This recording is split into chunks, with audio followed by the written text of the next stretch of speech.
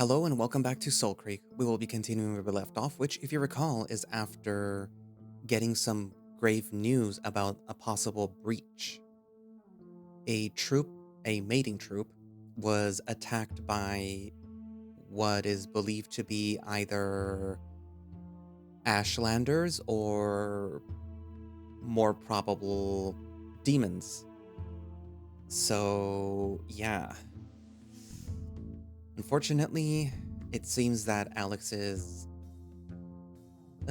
destruction of the algorithm, or perhaps meddling with the remnants of the algorithm, has caused the mechanical monstrosities that are the demons to metaphorically come up on shore and lash out at the destruction of the algorithm. Loken seems to believe that that is not possible. The Automonks believe that that is also not possible. However, Caius and Nitro, and, well, yeah, mostly Caius and Nitro, believe that that is probably not true and that it probably is a demon. Caius is more of the mind that it is a demon because, it's Caius. It's like, oh, see, look, the commotion that I've been stirring, all the fear mongering that I've been, saying, it's true. And Nitro's like, well, perhaps there's a grain of truth to what is happening. So, hmm. And then, of course, there's Alex, our little human friend who wants to just cause trouble. You know. Anywho, so I guess without further ado, let us continue this update and see what happens. Which is technically the date between Loken and Alex, so yeah, let's see if that is happy.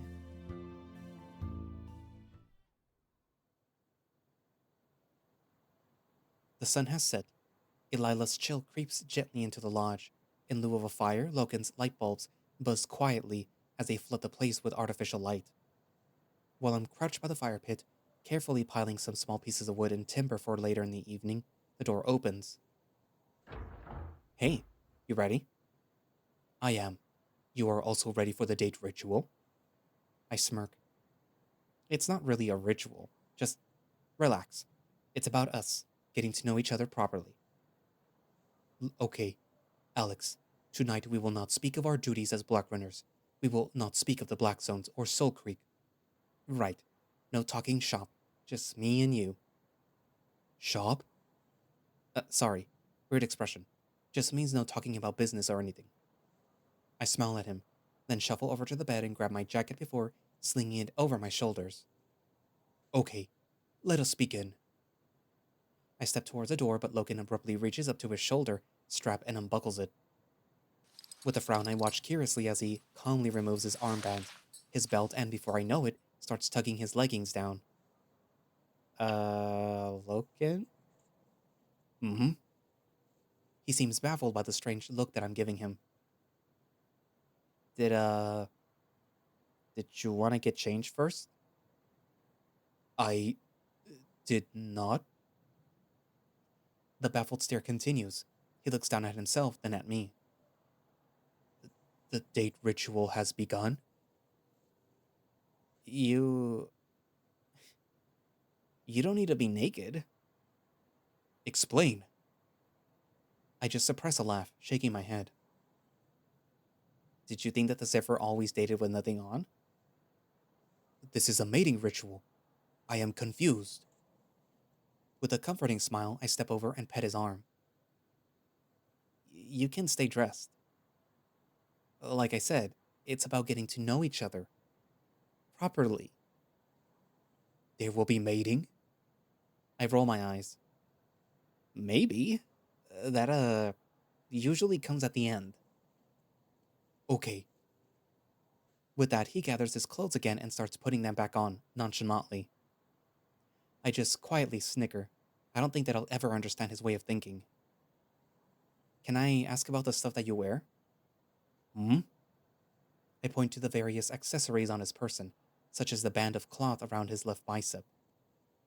It's rare to see you without that. Hmm, I am wearing this to remember Aya. Ah, it belonged to her? Yes. He takes the old cloth off again and holds it out to me. It's frayed and thin like tissue. When I was learning to hunt, I was not good at this. I would make mess. Aya would clean the blood of the animal from my face fur with this. Aw, that's cute. You really loved her, huh? He rewraps the armband around himself. I did. She was good. What was she like? I mean, what type of biped? Wolf. Oh, don't think that I've ever seen anyone of that species yet. Hmm, wolves are rare in Elila. Aya had fur like snow. She was tall and strong. She spoke soft and moved as water might. His face falls. I am still missing her. Stung by the sight of him upset, I step over and hug him tightly.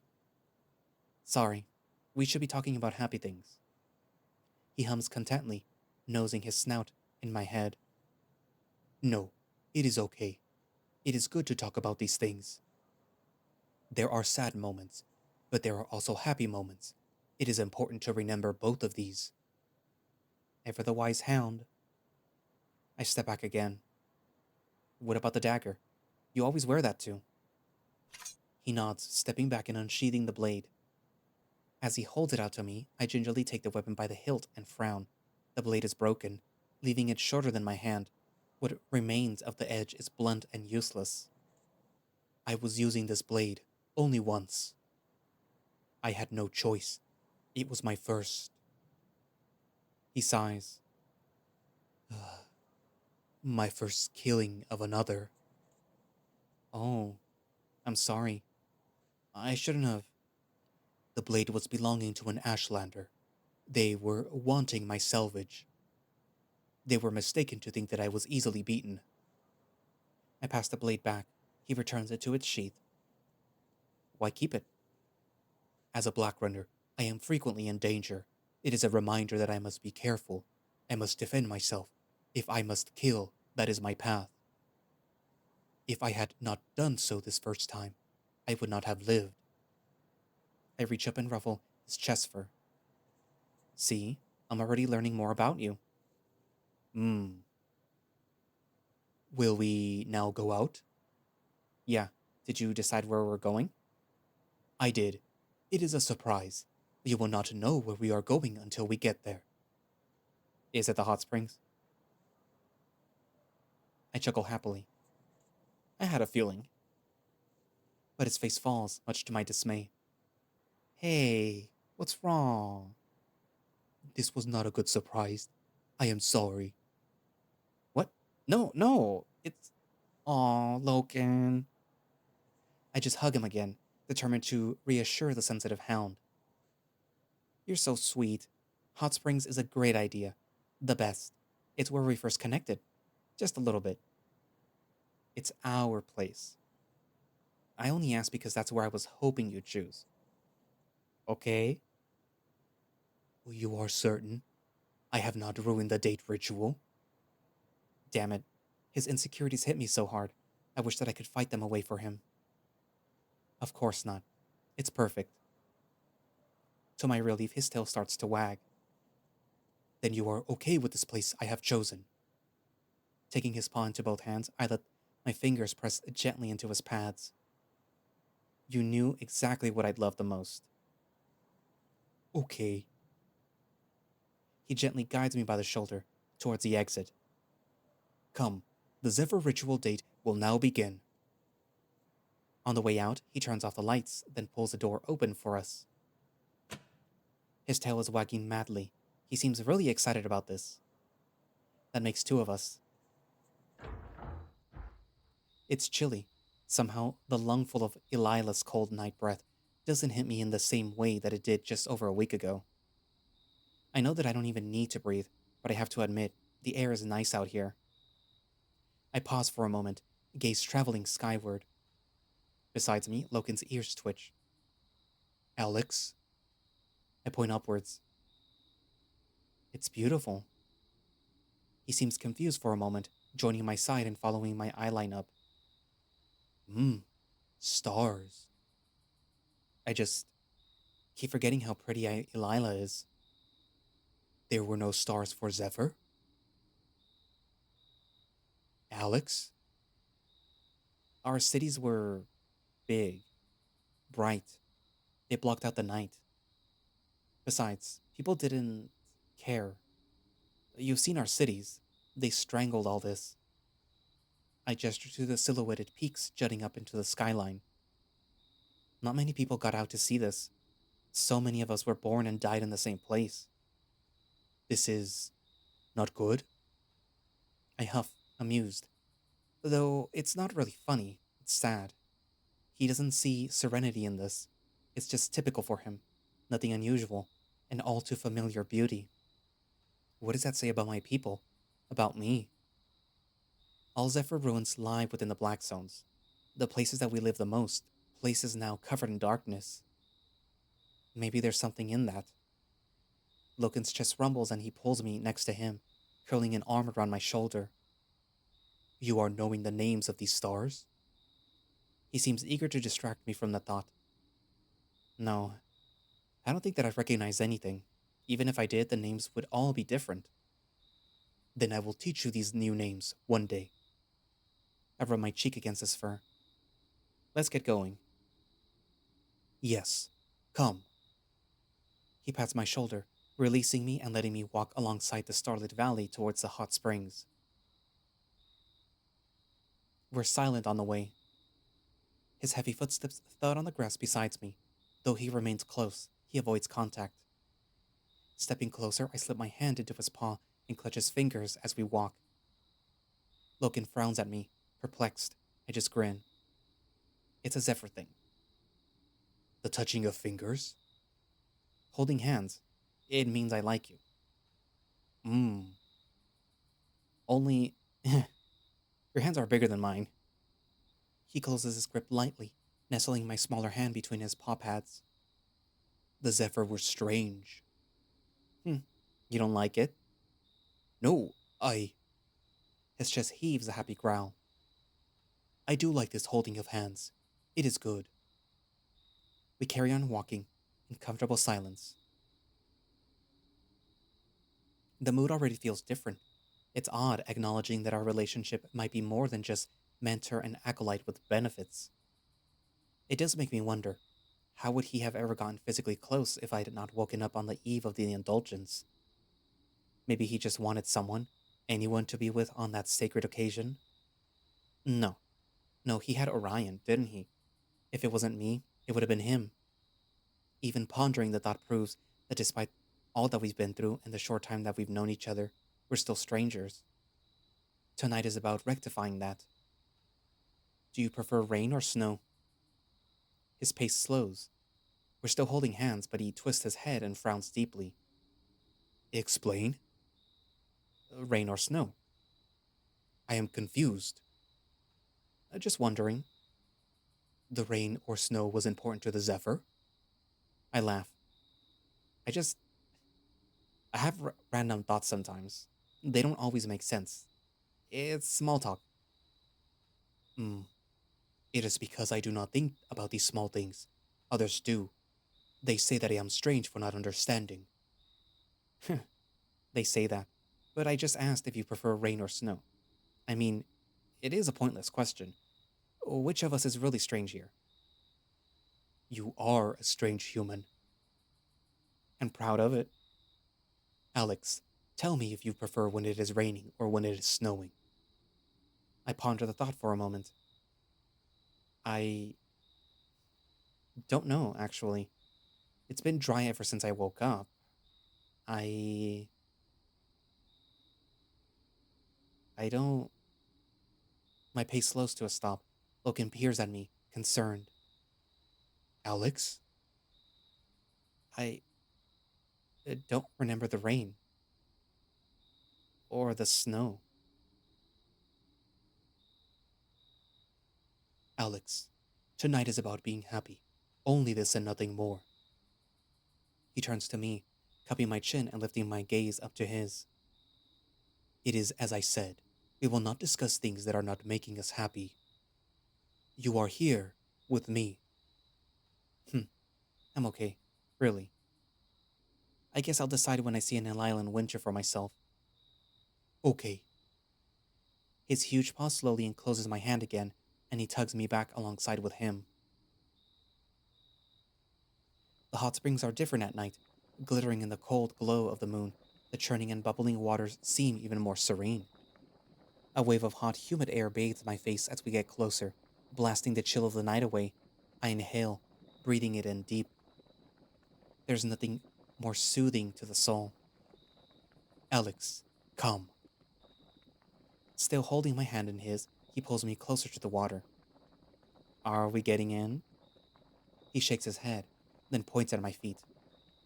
Only these. Ah, foot bath. Yes, it is good.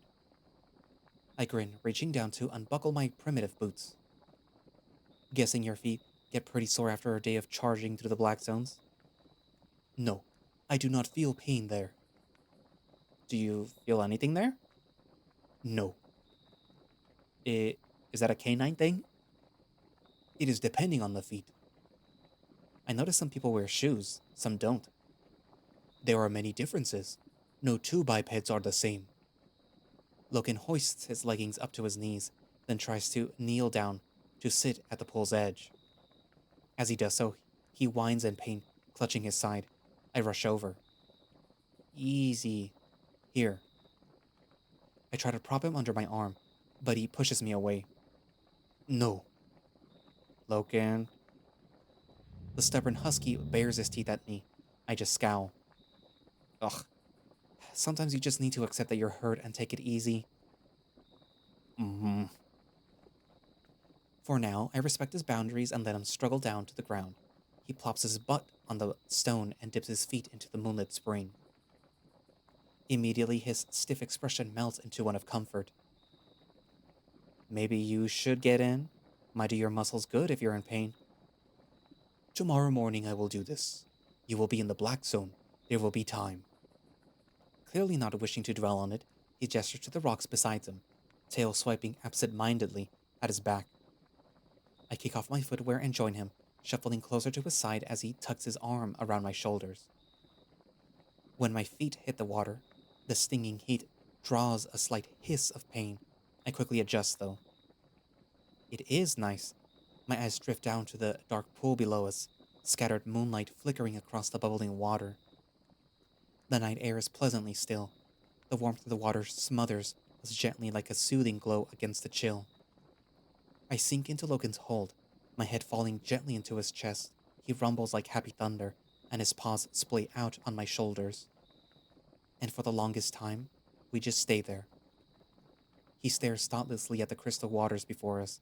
I do the same, eventually shutting my eyes to better enjoy the heat of his body, the silken brush of his fur, the soft thump of his heartbeat against my ear. And still, we just sit there, together, happy and comfortable. Whatever nightmare this world is, whatever pain and uncertainty the past or future might hold, in this moment, I just have the present. Only this and nothing more. That's what he gives me. Peace, a grain of consistency and sanity, something normal. He is a good hound. Hmm. I feel something. An urge. Something powerful. Irresistible. Alex? No. No. I can't. But I want to. So badly. Slowly, I sit up. Loken looks down at me, head tilting, our faces level. Do it. Do it. No. No, it would be weird. Don't. But I have to. I don't think that I can stop myself. Boop the snoot. I slowly raise my hand, extending my fingers delicately forwards. Boop. Containing a snicker, I watch him blink and frown in confusion. Then he smirks. I wouldn't be surprised if he assumes that it's just another Zephyr mating ritual. Loken shuffles closer, then raises his own paw to return the favor. With a grin, I lean forwards and shut my eyes.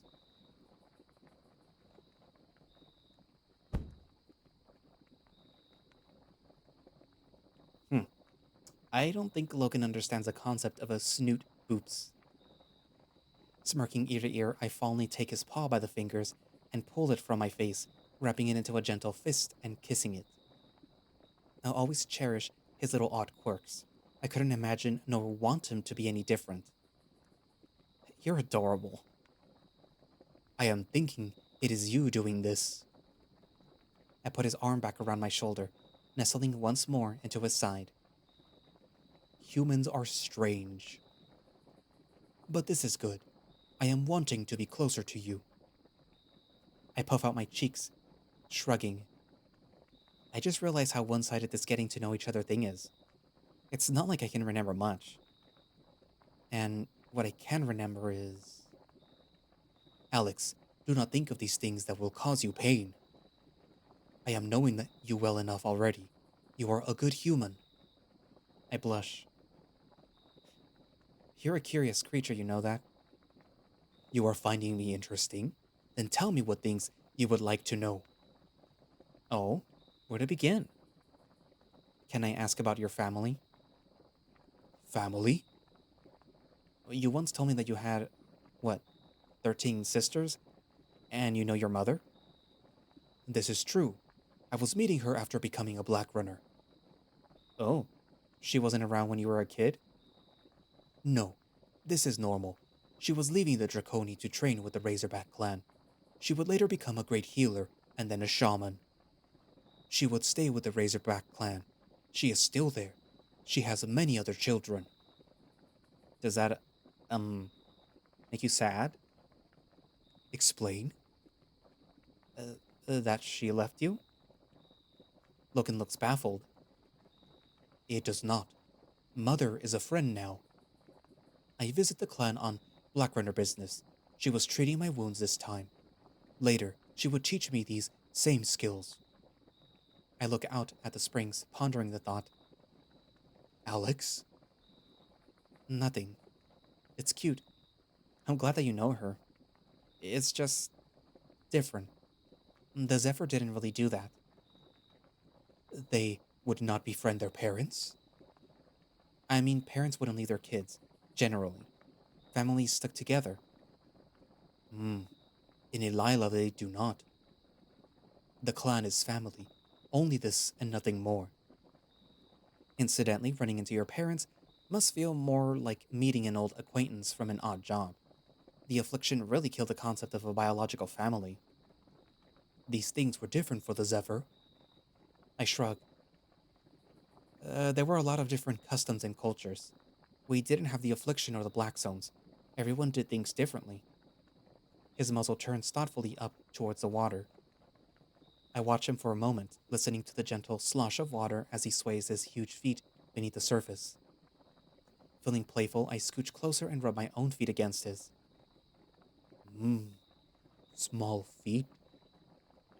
He shuffles, and I'm pleasantly surprised when he lifts his foot around mine and manages a soft grasp of it with his larger toes.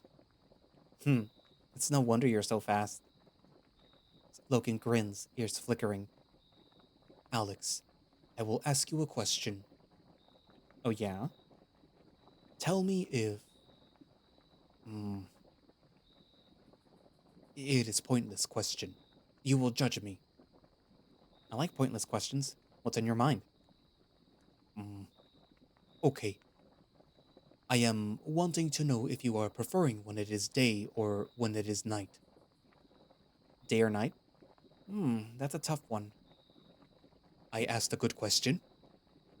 Yeah, I'd say so. I nudge his shoulder proudly. His tail wags furiously behind him. I'm not sure, really. In Elila, though, I'd say that I'm more of a day person. Gives a proper view of the mountains. They're beautiful. What about you? I do not know. I am also thinking I prefer day. It is when I feel I am safe. I get that. Although, I gaze back up at the sky. Hard to argue with a night like this. Loken's eyes follow mine. I do not believe that the stars can argue. They are not speaking as we do. Hmm, I just mean that they look nice. Hmm, the stars are looking good this night. Snow. What? I am preferring the snow over the rain. When it is winter, I would leave my home and sit in the snow. I would stay there for many hours while the snow would cover me. I was doing this when I was a child too. Aeyon would sit with me at these times. I smile. You really love Aeyon, huh? I do. He has done much for me. Yeah, he's a good man. Okay, new question. Mmm, favorite color? That one seems to confuse him. Some colors are better than others? No, it's just what you feel. His brow creases in thought. It is depending on what the color is for. If it is for the grass, then I enjoy this green. If it is for the sunset, then I enjoy this red. Now, tell me which color you are preferring. I think for a moment. Blue. Explain. Just makes me feel protected. Like someone's watching over me. A friend. Hey, when you pulled me out of those ruins, what was going on through your head? Through. Sorry, I mean, what were you thinking about? Hmm, you are certain that you wish to know this? Yeah. Were you afraid? I was afraid of you. I was thinking that I should kill you or not. Ah, what changed your mind? I do not know. I was watching you, thinking that I could not believe that you were alive. You were not breathing, but you did not look dead. I was curious. You did not look like a demon. You were so small. I did not think something so small could be dangerous. Ah, well, bet you never imagined that I turned out to be a Zephyr. When you awoke, I was thinking that you are good to look at. I blushed furiously. Mm, you're good to look at, too. When I was finding out that you were preferring males, I was thinking of you. He grimaces. It was not appropriate to think of you that way. The indulgence had not begun. I wouldn't say that. There was one right around the corner. Pretty good timing. Is that why you were flirting so much at the start?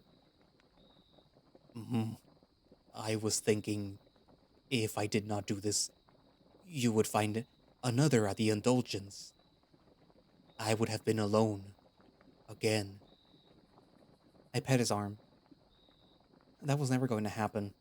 I was really nervous about the indulgence. I'll admit, I was worried that we hook up a little too fast. But again, it was the timing. I guess you were thinking that you'd have to wait for another indulgence if you didn't do something then. Yes, apart from Orion, I have never met another who would prefer males like me. But does Zephyr do not do this hooking up quickly? We moved at our own pace. Sometimes things can be just physical, just rampant, horny thoughts, and that's perfectly fine. That's what I thought that we were going to be. But here we are. I got closer to you than I thought. Mmm. He pauses in thought. I am preferring the Zephyr way. Really? Loken reaches down and curls his paw around my hand. You have become important to me. The indulgence does not allow me to show you this. But this Zephyr date ritual has allowed that. This is good. You're important to me too, you know that? You are certain? Without a doubt. If you're, if you're up for it, I, um, suddenly I'm nervous. Alex? Uh, well, um, when the date happens, the next step is mating? I laugh. Well, yeah, that. but also we can decide, you know, that we want to do this more often, get to know each other even more over time. This is the marriage bond that you were speaking of? No, gods no. Not that. That comes way later, when we're absolutely sure that we want to stay together till death. Before that, we just be partners, getting to know each other properly, fully, over a long period of time. If things go well, it means it means I'm yours and you're mine. Rrr. He leans over, nuzzling his forehead against mine. I lean up, rubbing his ears fondly. Then the date ritual is complete. We are Zephyr mating partners. His tail sways behind him, and he plants a gentle lick against my cheek. I smirk, kissing the side of his snout. Mating partners. Mmm. He sits upright again, tugging me closer. I shift and settle against his chest, allowing myself to be engulfed by his warmth. Part of me feels happy. Yeah, maybe. It's too soon to tell. But I feel safe with him. He keeps the horrors at bay. Just for a while.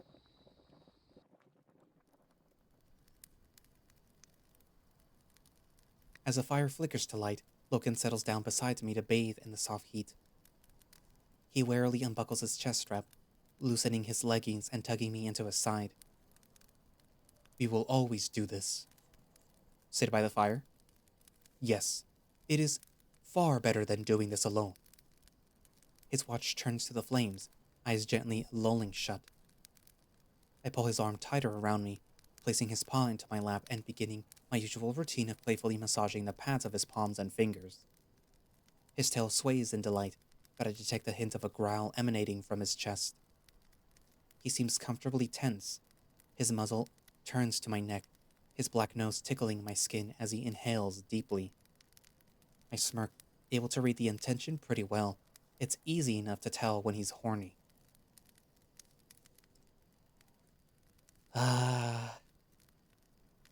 I guess I can't cock block him forever. I turn and meet my mouth with his against the glowing firelight. His lips slide against mine, jaw lightly parting with a slow, gentle current.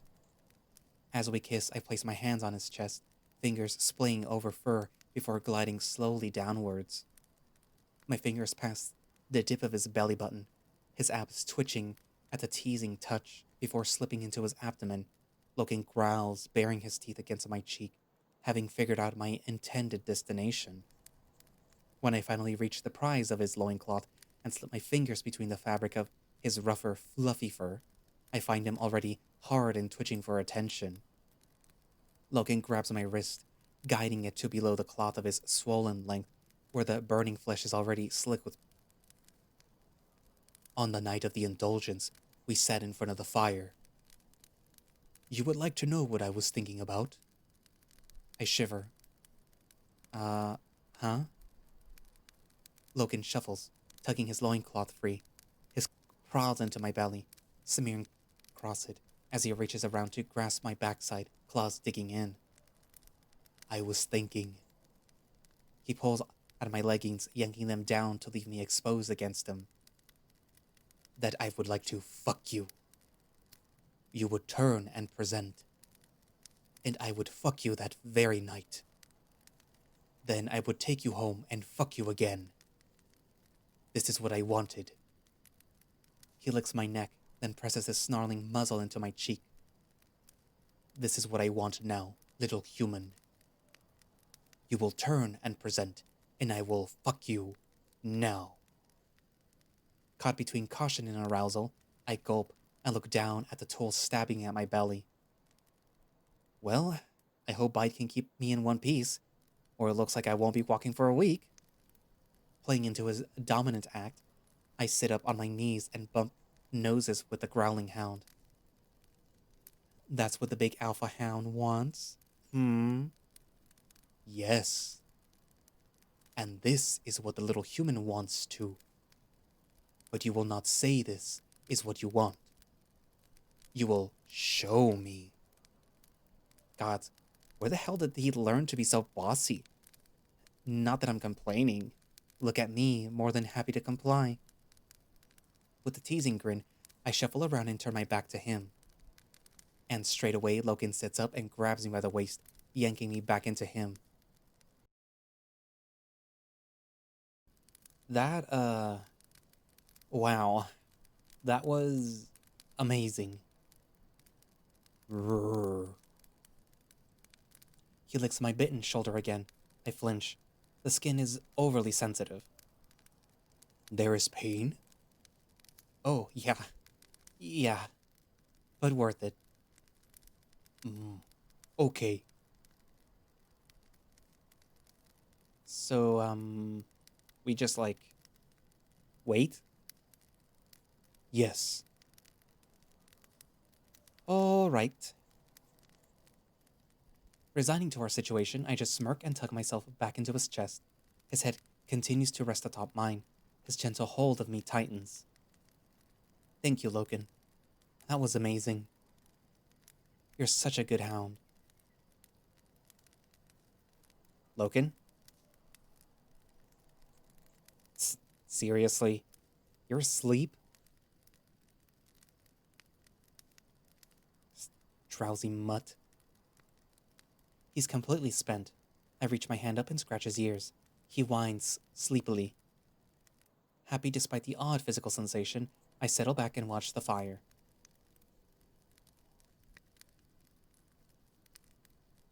It takes quite a while before I can free myself from Loken's tie. I gently wake him, and the two of us settle beside the fire.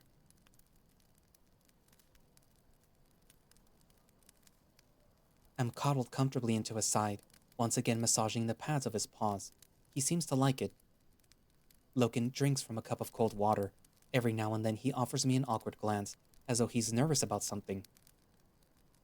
You okay? Come on. I know when something's bothering you. What's on your mind? I am sorry. Sorry for what? I should not have bitten. Oh, that's fine. Don't worry about it. I reach up and wince as my fingers glide upon the dents left in my skin from Loken's mating bite. It didn't hurt that much. I just didn't expect it. Is that, a hound thing? Yes, but I have never done this before. Aww. I grin, sweetly, petting his arm. I was your first bite. I feel special. You are strange. He pets my hair affectionately. You are okay? I was concerned you would be hurting. I grimace, wiggling my backside. I'm alright. I think that I'll need a while to recover from that, though. Thank all the gods for Bite. Bite was watching? Oh, no. Fuck no. He just... I shrug. Kept me in one piece. Turns out being possessed by a demon makes you great at taking dicks. I am confused. Don't worry about it. I'm not hurt. That's all that matters. I reach up and grind my fingers across his head, feeling him growl happily and tilt down to give me better access to his ears. I'm happy sitting here with you. Okay. He plants a quick kiss on my cheek. Good human. So, our first date night. How did it go for you? It is as I have said. The date ritual is successful. I have enjoyed this time with you, Alex. There will be more nights like this. It has been good to not talk about our duties as Blackrunners. It has been good not to think about... He trails off slowly.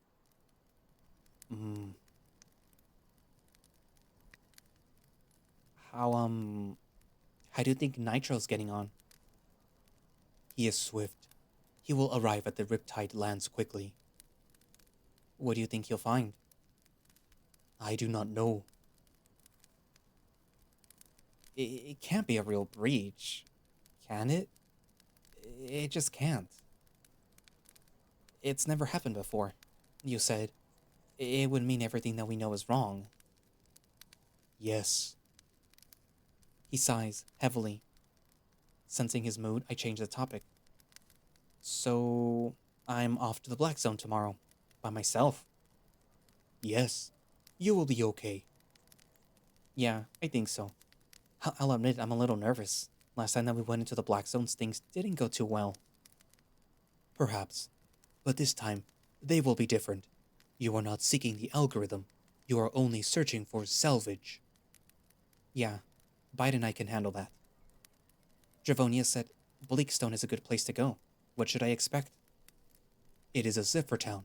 It has fallen to ruin. Many believe all gold salvage has already been claimed. Has it? No. You will use your wit. You must trust your knowledge as a Zephyr. I am thinking you and Bite will discover many secrets in this place. How dangerous is it? If there are demons, you will flee. If there are others, you will flee. Others? Like Ashlanders? I do not believe that there will be Ashlander tribes in Bleakstone. They are preferring the Black Zones to the north. Even if they are, Bite can kick their asses. No, you must be cautious. I will, I promise. He tugs me closer, nuzzling his snout into my cheek. I smile, softly kissing his muzzle. You know what I'm most looking forward to? Finding a toothbrush. Loken laughs. Alex, you are feeling closer to me after the date ritual. Definitely. You were right to put all talk of black zoning aside for tonight. I got to know you, the real you, your family, your thoughts, loads. I still feel kind of guilty that I can't tell you much about myself. Explain? I mean, I can't remember anything. I'm just me. What you see is what you get. The blandest human that there ever was. This does not matter. You are not wanting to remember these things. They are causing you pain. Yeah, I guess. I haven't really tried to remember. I really haven't tried, have I? Wait, there was that dream last night. I scowl, staring at the flames, trying to recall it. The memory is another pit of rage, darkness, and pain. But there's something there. Something real. Alex? I had a sister. Loken stares, baffled. You are knowing this? Yeah. I dreamt it, I think. But it's real. Against my better judgment, I dig into my mind, curious, cautious. Slowly, painfully, the picture forms, like a mist forming in a dark night. Oh gods! I sit upright, eyes fixed on the fire, baffled and horrified. My sister. She was real. How is this happening? How am I remembering that? Is there more? I squint, diving into my consciousness. Besides me, Loken flinches, guiltily. Alex, I am sorry. This was not a good thing to talk about. We will speak of other things. You will tell me how you are trusting in our... Her name was Tabitha.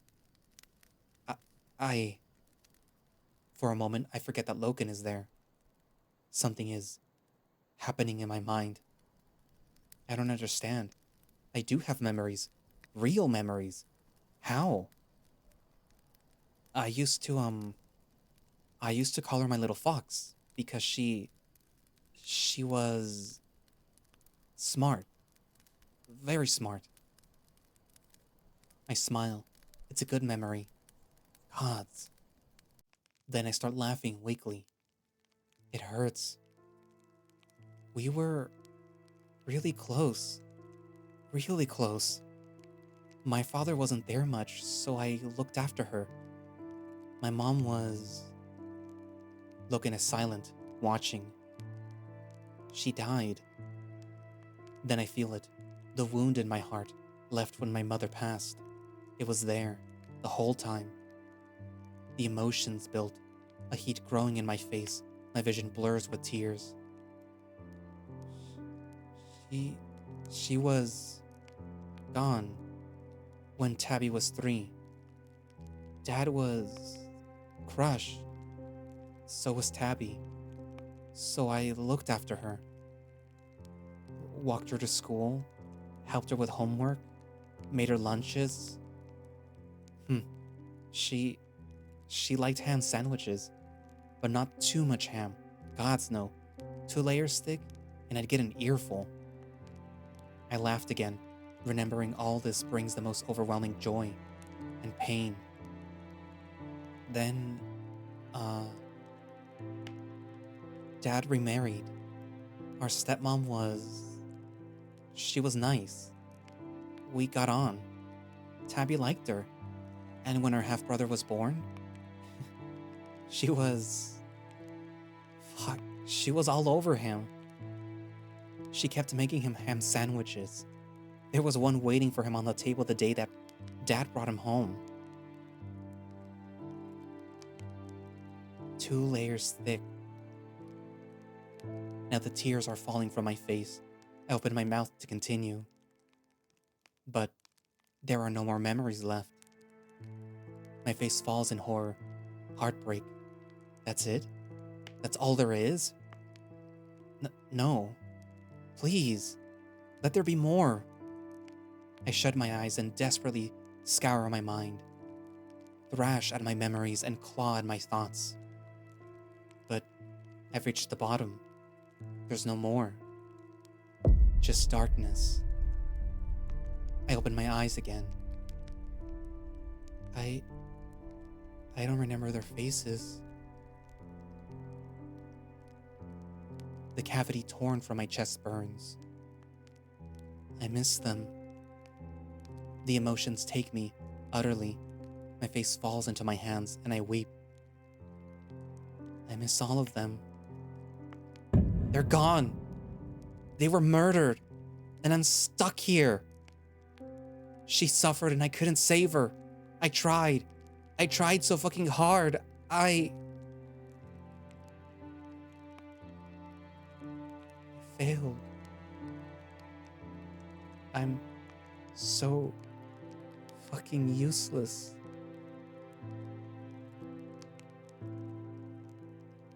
I'm the last human left. Gods, it's just me. When I die... Alex. He pulls me into his arms. I fold into them, burying my face into his shoulder, wetting his fur with tears. When I was losing Aya, I loved Aya. But when she was gone, there was pain. In this, I was having no choice. But there was learning in this pain. It is a trade that we must make, to have love. He nuzzles the top of my head. I just bury my face into his fur, trying to hide under the wave of tears. I'm sorry. I ruined our date. Do not say this. When you have spoken of the things that you have learned in your past, there has only been pain. It has made you avoid these memories. But Alex, when you are speaking of Tabitha, I am seeing you smile. He cups my cheek, tilting my face up to his, and gently brushes a stray tear from my eyes. There are good things in these memories. You must focus on these good things. When there is pain, I will be here to hold you. I am promising this. I sit upright and wipe my eyes, falling back into his chest. He holds me, gently stroking my hair. I don't know what to do. I thought I'd be better to just forget everything. But it's just rage. Endless rage. if there's more memories there, maybe I should try to remember. For Tabby. Yeah, she deserves to be remembered. I owe her that. You must make this decision. Yeah. I'll think about it. I stare back at the fire. Loken kisses my cheek. Alex, you are tired. It is time to rest. Yeah, alright. Can we just sit here for a little bit longer? Just a bit. Always. He tucks me under his arm. Together we sit, silent, staring at the fire. I wish I could stay here.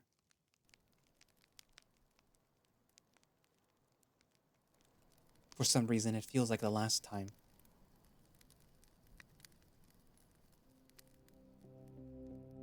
Alex, are you sure about this? No. Fuck no. But I can't explain it. I don't know how it's possible. It wasn't just a stupid dream. I really remembered her. The moment that I sat down and thought about it, really thought about it, it's like those memories were right there all along.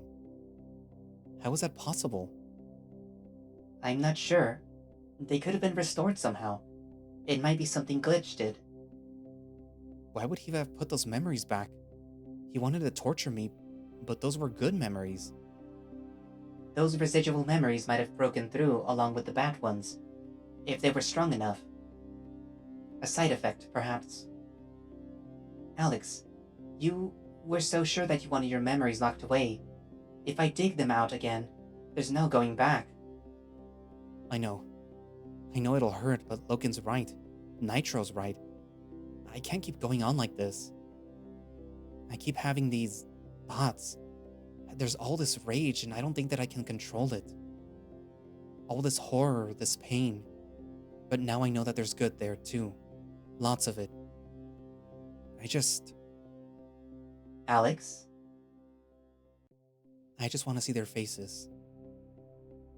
Tabby was my sister. I refused to let her die without being remembered. I'd be no better than everyone else. Hey, you know what? I'm proud of you. Oh yeah? Yeah. Have to admit, I was worried. Those things that happened to you, to your people, it was changing you. This is the right call. Yeah. Yeah, it is. Alright, I'm going to dig into your subconscious drive now. With a little luck, I can piece everything back together. Thank you, Bite, for everything. Don't get all emotional on me, human. Here we go. Give me a second. No. Wait. That's... Oh. Yes, got it. Your subconscious memory drive. All I need to... Oh. Everything alright? Hold on. Let me be sure. Oh no. Bite? Alex. I'm so sorry. What's going on? Please don't hate me. Bite? Come on. You're scaring me. Your memories. I don't think... I really thought that they'd be... They're gone. Really gone. What? No. No, they're not. I remember Tabitha. I remember being burned alive. I'm looking at your subconscious drive now, and it's already been opened. I don't understand. When he was torturing you, Glitch returned everything. That doesn't make sense. He couldn't have. Oh, where are the rest of them? Bite!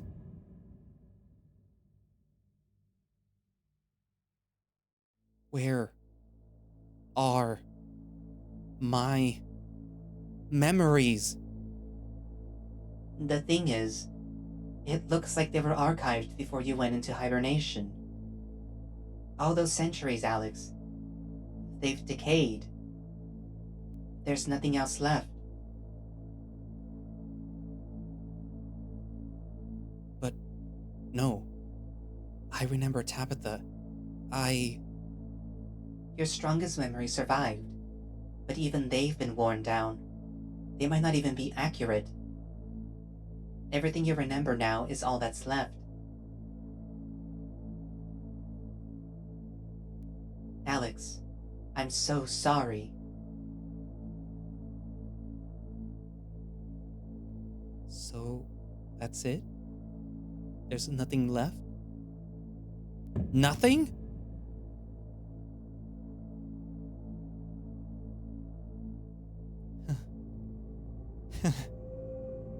Alex? That's brilliant. That's fucking brilliant.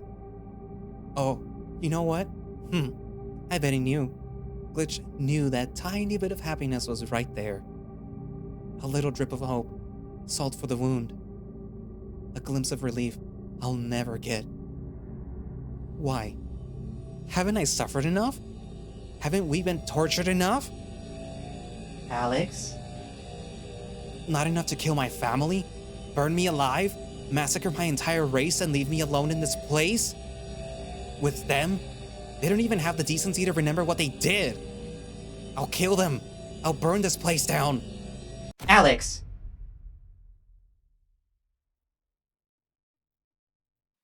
Please. Please stop.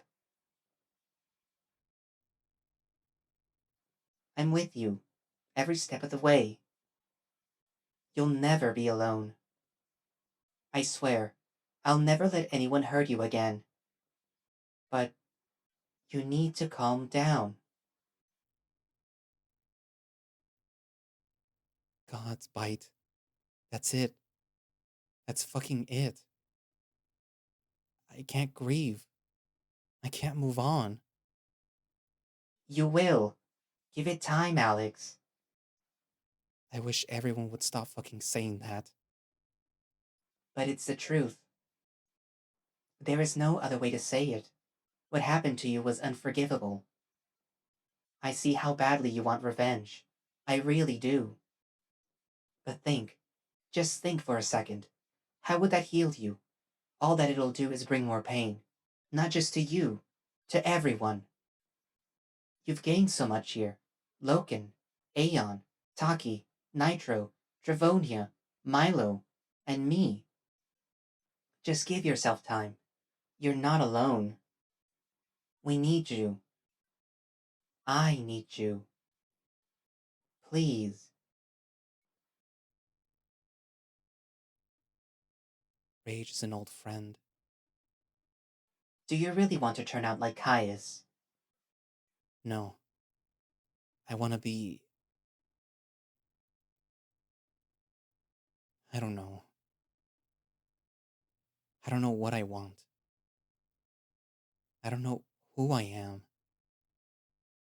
Who am I, Bite?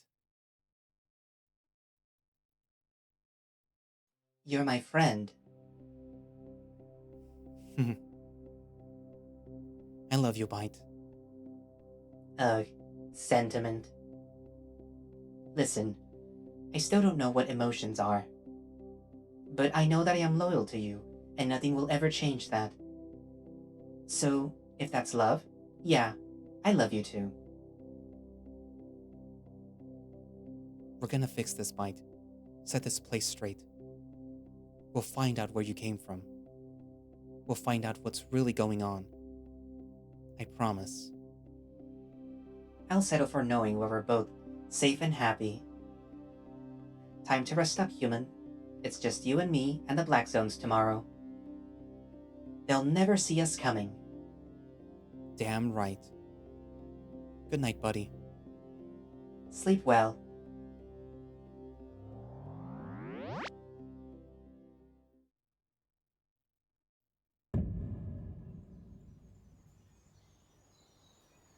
Steady. Aim.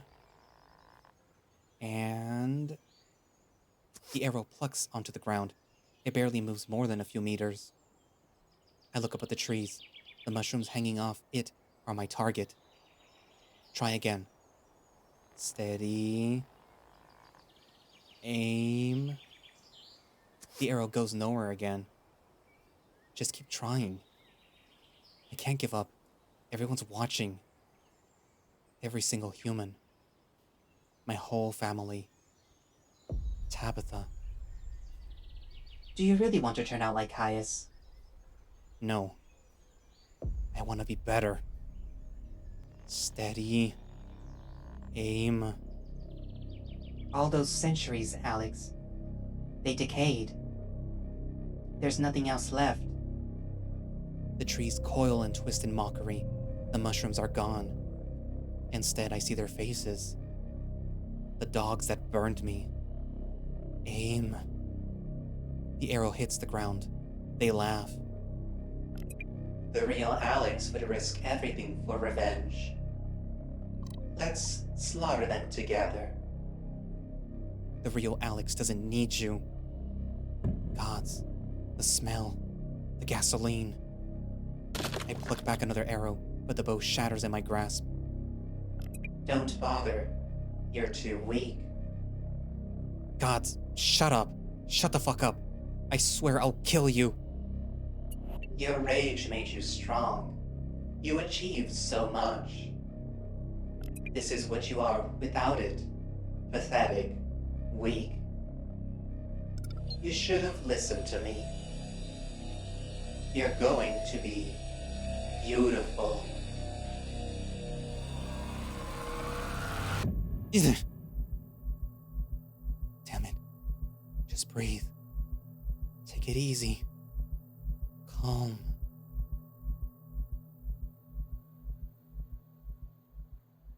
Of course I can't sleep. The nightmares just won't stop. I'll never be free. Enough is enough. I get up, careful not to wake Loken, then grab an old glass bottle from his salvage crate and slip quietly outside.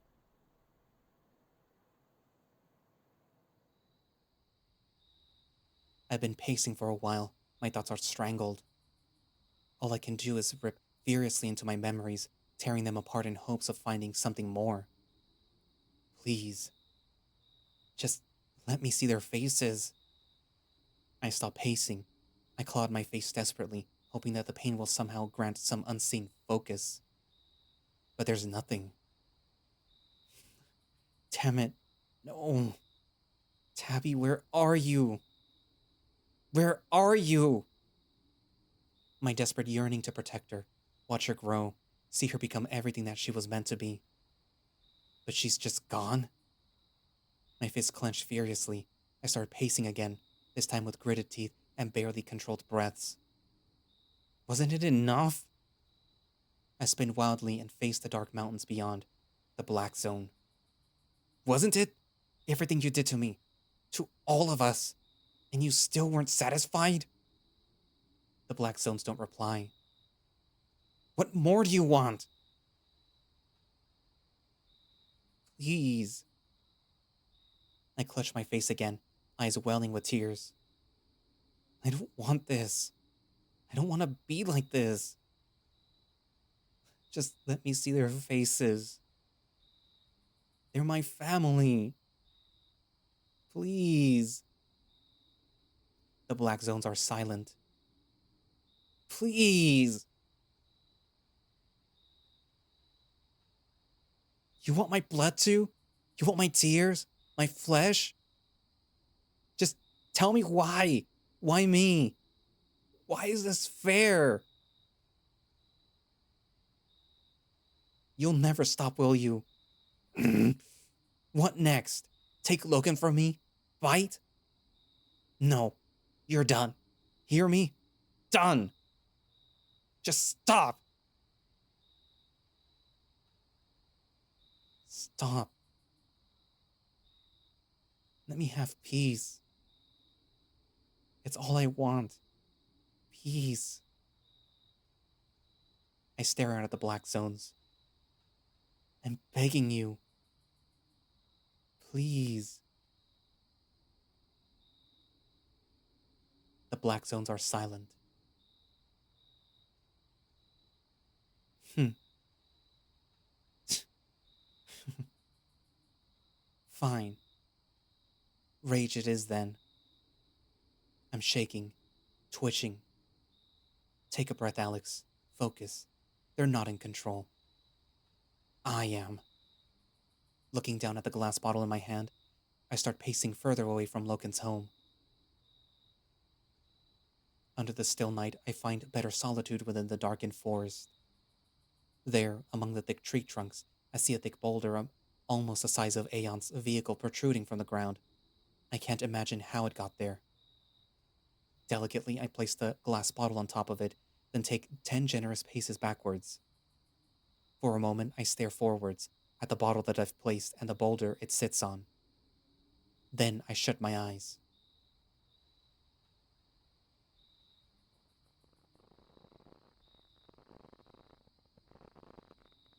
Okay, let's see what I can do with this. When I created this language, whatever it leads to a power unimaginable. But if I can't control it, what's the point? Something odd occurs to me. How is it possible that Byte isn't aware of this, sitting in my mind? He seems certain that the algorithm was totally useless when broken. But I just used those pieces to make something else, a creation of my own. Mine. This wasn't meant to exist. It was an accident. Could Byte be blind and deaf to whatever this is? I open my eyes. Focus. I stare at the bottle, sitting on the boulder. Nothing crazy. Just break the glass. Break it. Easy now.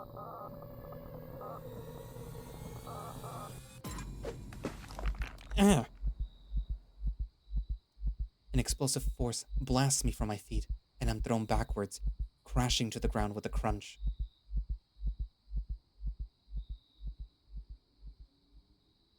Ow. I lay there, in a crumpled heap, staring up at the sky. There is a buzzing, stinging sensation, surging through every inch of my skin. My heart thumps, some incomprehensible force having slammed into me like a thunderbolt. That hurt. A lot. Groaning, head whirling in pain and shock, I slowly lift up my head and look back at the boulder. The bottle is still there. Ugh. I lay there, battered from the explosive force, and stare up at the sky again. What the fuck am I doing? After everything that's happened, here I am, messing with things that I shouldn't. This is insane. This power is dangerous, unknown. No, this time is different. I'm not some ignorant human plunging their hands into the filth of the Black Zone. I created this. I shut my eyes again. I'm thinking about this wrong. This isn't some tool. I created this. It's a part of me. Just like my arm, my eyes, my mind. And it needs direction. Intent. It's not a language. It's more like a song. I stand there, quiet, listening to the music. I know exactly what to do. Break the glass. I focus. Then lift my hands forwards. The bottle shatters, utterly and completely. With a mighty crack, it bursts into shards smaller than grains of sand, scattering with violent force, like dust caught in a surge of wind. Whoa. I stare, gobsmacked, eyes wide in total disbelief. It worked? It actually fucking worked? I knew it. I fucking knew it. It was So easy. So flawless. Perfect.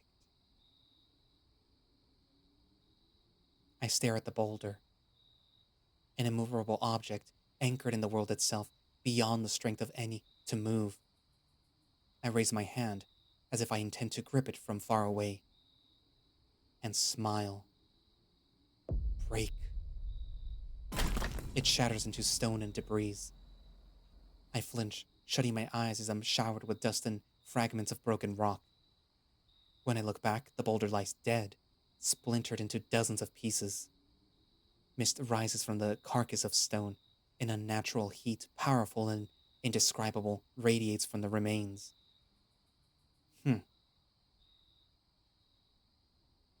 That felt so good. And it was easy. It was so damn easy. I should tell Bite. Why? So he can stop me? No, not yet. When I'm ready. This is mine. Nobody else's. I will not give this up. I will not stop. There is a tingle on my cheek, a twitch, the hint of a half smile. I allow it to fall on my face. It feels good. So fucking good. And there's so much more to this power. I've barely scratched the surface. Soon, I'm grinning ear to ear. My power, mine, to break anything I want. Glass, rock,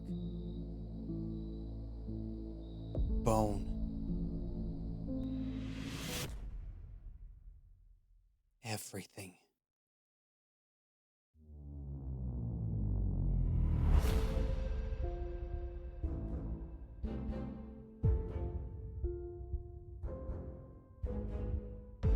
No one hurts us again. I will make you remember. I will fix this. All of it. I am the last human. And I will burn you. The story will continue in the next update.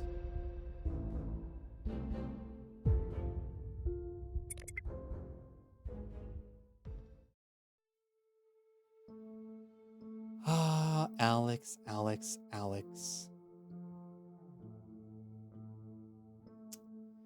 So how many of you right now are sitting right there, holding your phones, sitting in front of your computer screen, or watching it on the TV, or wherever it is that you watch these videos, just looking at Alex now and just shaking your head and just going like, oh my god, you stupid fuck.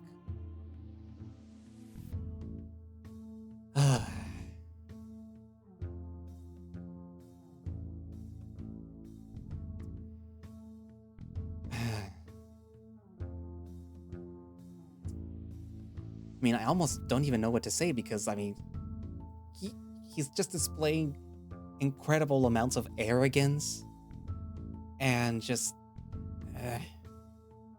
he doesn't know what he has on his hands. And now he's just gonna suddenly use it to, what, exact revenge? And has he ever thought that perhaps...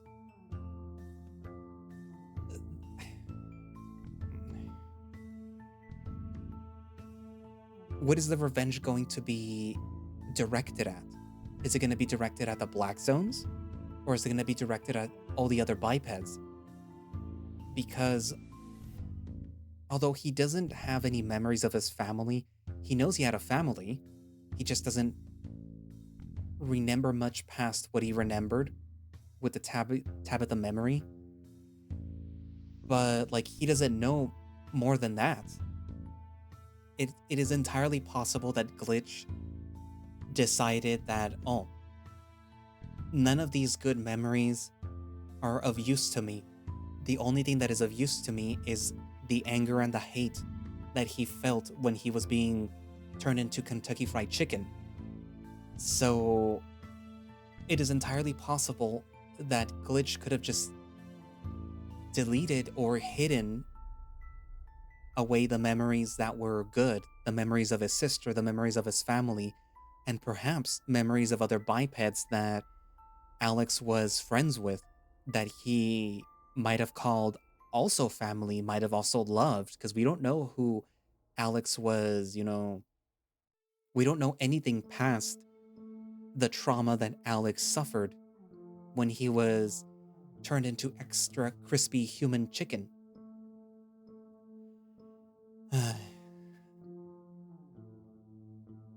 It is entirely possible that Glitch set all of this up. Maybe not set it up in a way where he thought like, oh, I need to remove these good memories because, what if Alex, remembers good things? And he just doesn't remember, he decides to move past the rage. No. Because as far as Glitch was concerned, he had Alex in the palm of his metaphorical hand. So in my mind, I am hoping that all the good memories, like the memory of Tabitha, are still there, but they are not anywhere where a bite can reach them because they were hidden away by Glitch. If this is the case, then maybe in the future, part of the process that will stop Alex from doing whatever it is he's gonna do, or maybe that will help him heal, is eventually coming upon these memories himself. I don't know. That is, to me, the best case scenario. The worst case scenario is that in dabbling with these glyphs, these things, that Alex will end up unlocking something else, something worse. And I don't just mean Soulcreek itself, because I'm pretty sure that the end game of this story is going to Soulcreek and either facing the thing that is sleeping, that is whispering these things, that is the cause of this. I mean that perhaps it might extend the reach for the demons. Also, speaking of that, because this is going to be cut into like 3 parts. I actually do believe that Nitro's theory has some merit, because ever since I started reading this visual novel, I always thought that perhaps the demons are not so much stuck within the black zones. For them, it's sort of like their ocean, or their lakes, I guess you could say. The land itself is like this unknowable, scary place where they can physically walk on it, but they can't see, hear, or feel anything. They just know that there is something there, that there's bipeds there. They don't know maybe there's humans there, they just know that there's stuff there. And if they are indeed like infants, you know that a child doesn't go to something scary on their own. But maybe if they are pushed enough, meaning with that they knew that the algorithm was there, then all of a sudden it's shattered, they might want to walk across this unknowable, scary thing and cry out that they want the algorithm to be returned, to be whole again, so that either they can reach ascendancy, or so that Soulcreek can be opened wide and their perhaps ocean can be extended. Well, not their ocean, their lakes, to become a giant ocean, which would be the whole planet. The developer has also said that Elila itself is sort of like a self-contained area, and that the whole cascade, I believe it's called, is happening differently all around the world. So in a neighboring area, the cascade might be further along or further behind, which means that, technically speaking, there might be other bipeds, other people, maybe even human remnants still alive somewhere out there. There might be other humans that were preserved, perhaps out there in other regions. I wonder if. Well, no. I don't know. It would be interesting to see other stories happening within the areas around Elila or around the world, or maybe just glimpses here and there of how the cascade is happening around the world. Because again, it's not happening the same way that it is happening here. It might be further along or further behind. Some people might be more advanced still in other places. Some people might be even way worse off than they are here. In some places, it might just be all completely black zone.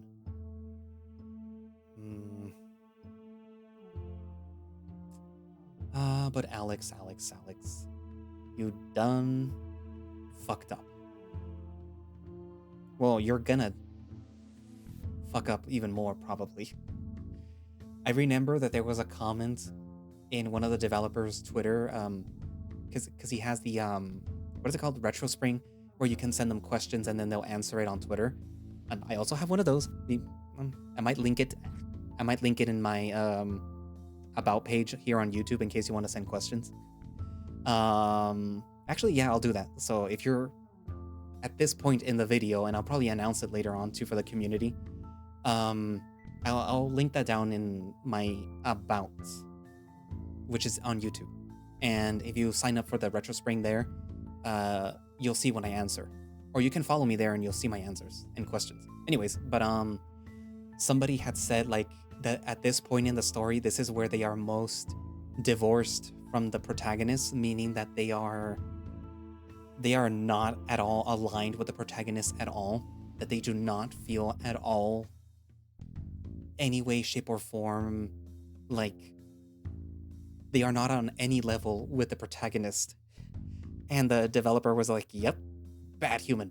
And they made the comment, well, the joke, that it's like, I can't wait for Loken to roll up the newspaper and then have to boop Alex on the nose. They're like, bad human, you're a bad human.